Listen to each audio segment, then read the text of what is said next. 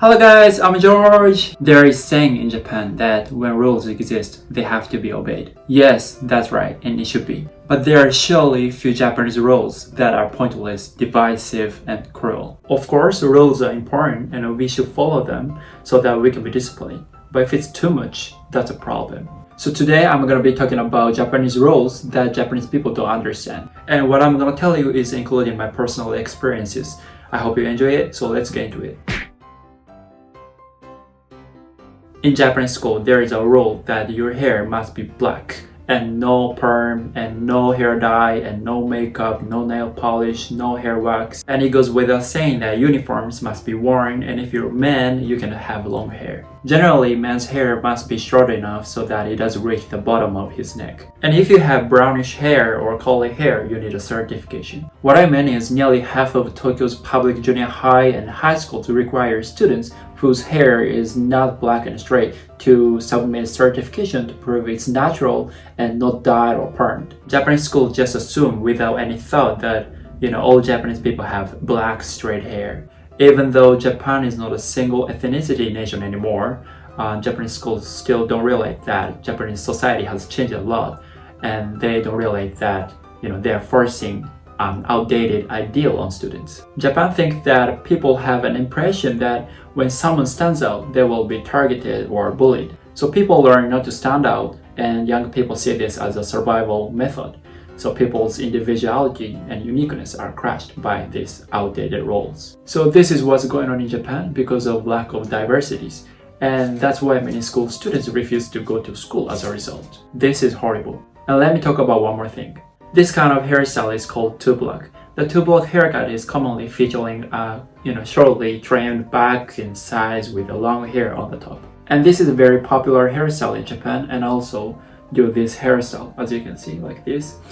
However, this is also banned by some Japanese schools because the head of Tokyo's education board says this two-block hairstyle has been linked to incidents and accidents. I do not understand what he means, but this is what happened last year in 2020. その理由といたしましては、外見等が原因で事故や事故に遭うケースなどがございますため、生徒を守る趣旨から定めているのでございます。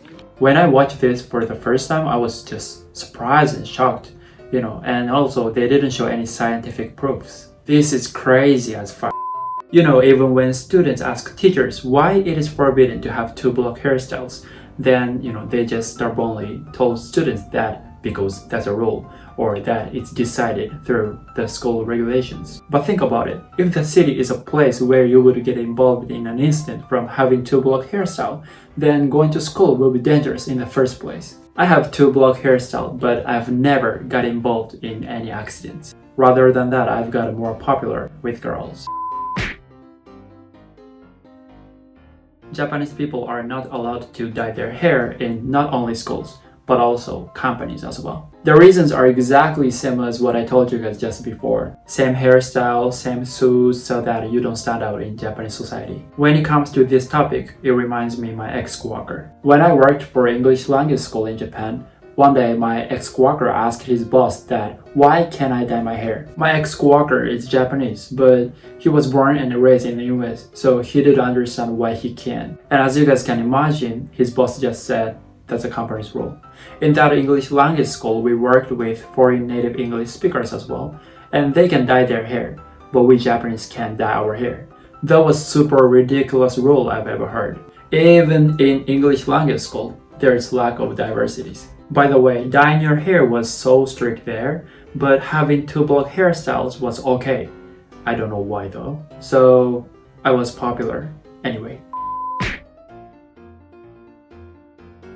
Kagawa Prefecture has become the first area in Japan to pass restrictions to curb addiction to games on smartphones and computers among children under 18. Kids that age will be prohibited from playing games for more than 1 hour a day. The ordinance also prohibits kids of junior high school age or younger from using smartphones or playing games after 9 p.m. The ordinance states that excessive internet use and playing the games on electronic devices among children is causing them to fall behind in school. It also blamed the practice for contributing to poor physical conditions and vision levels of kids and increasing the number who become hikikomori, that's social recluses. In light of this, in my conclusion, this sucks.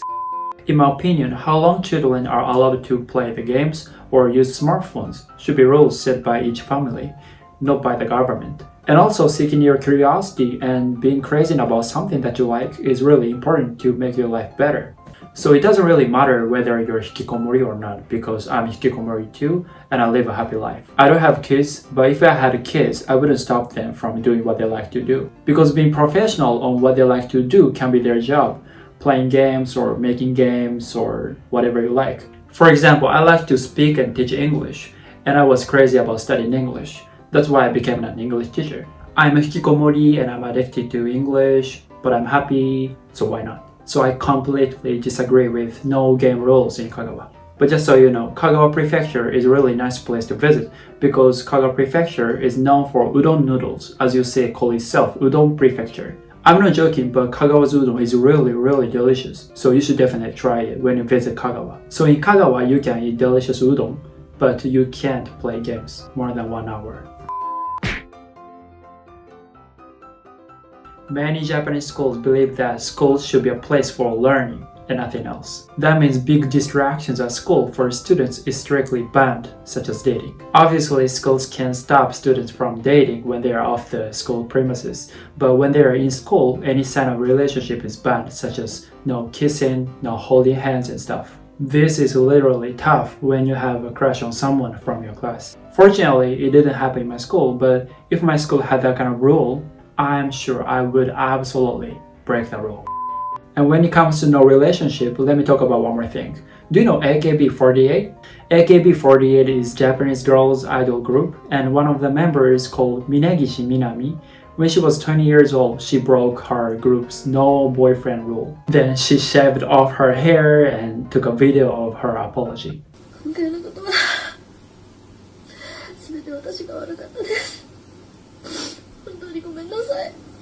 All she did was just having a boyfriend and just staying over his house. But in Japan, idol group members are not permitted to have romantic relationships because they must uphold a pure image so that they don't let their fun down. It happened like almost 7 or 8 years ago, but I guess that rule still remains now. And this is off topic, but when you break any kinds of rules, shaving your head is one of the common punishments in Japan. And it reminds me when I was a high school student. As I mentioned, there are rules that you can't dye your hair. But one day, a guy dyed his hair a little bit, then teacher noticed that, then the teacher forced him to shave his head because he broke school rules. So he could enjoy the dyed hair only one day, and next day he showed up with shaved head.